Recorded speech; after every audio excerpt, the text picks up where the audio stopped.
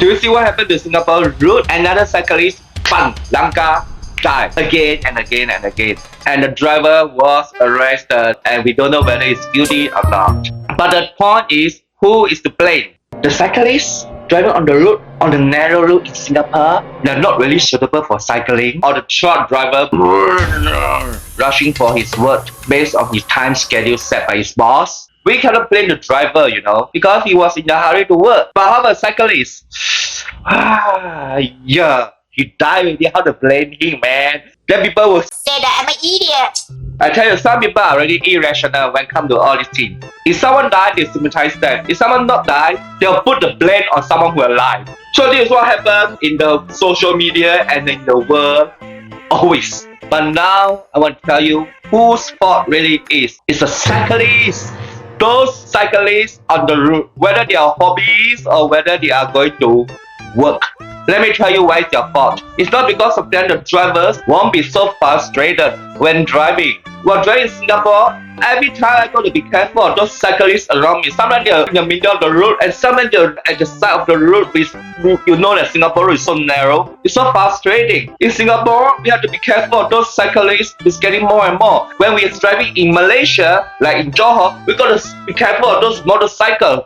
In Malaysia, got to be careful of motorcycles. And in Singapore, got to be careful of those cyclists. This is very seriously stressful. So even for that truck driver, bang on that cyclist out of frustration. Because there have been a lot of cyclists giving him so much stress and so much frustration whenever he was on the road. So can we blame him? No. So can we blame that cyclist will die? Also no. We blame on two types of cyclists in Singapore, and these two types are really idiots. The first type is the irresponsible cyclists who always cycle in a group and they even cycle in the middle of the road. Think the road belongs to the father, is it? And they treat as a hobby, wear the kind of stupid helmet, like alien helmet, and wear those tight feet to show off their balls and pussy, the kind of cyclists. And they literally cycle on the road recklessly, even how busy the road is.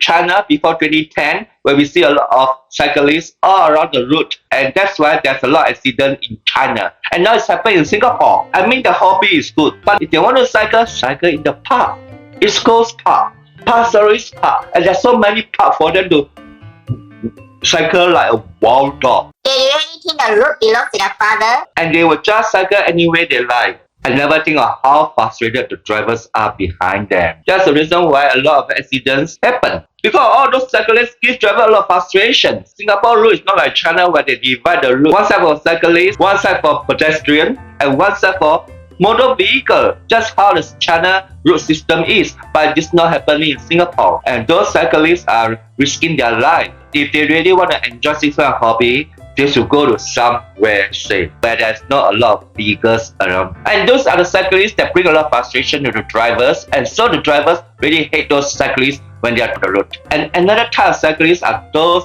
Malaysian workers who cycle without any helmet. In order for them to save money on transportation, which is so expensive, like even for the MRT trains, what they do is after they arrive in Singapore every morning, they will go to the spot where they park their bicycles. And from there, they're like hell riders cycling all the way to their workplace. A group of Malaysian cyclists on the road to work. And that's really irritating to the road users. It's Singapore. It's not Malaysia. And why should they do that?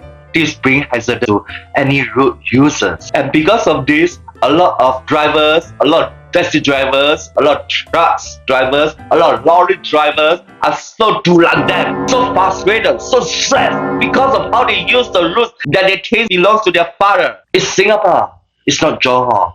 And for the record, don't even dare to cycle in their own country in Johor because how poor maintenance the road over there is. But they keep on cycling in Singapore. Isn't this very ironic? I'm not saying all the cyclists are bad. I'm saying that these are the two main irresponsible cyclists that we often see on the road in Singapore. And they should be banished. And because of all this, they are so angry with all these cyclists and they have to one day feel like crashing them. And sadly to say, this man became the victim. All because of those cyclists irresponsibly cycling on the road as if the road belongs to their father. Let me say something to those cyclists, whether they are Malaysian workers or whether they are those idiotic hobbyists. A lot of Singaporeans were using the road for good purpose. They need the road to go to work. They need the road to go to school. They need the road to buy grocery. They need the road to do some important stuff.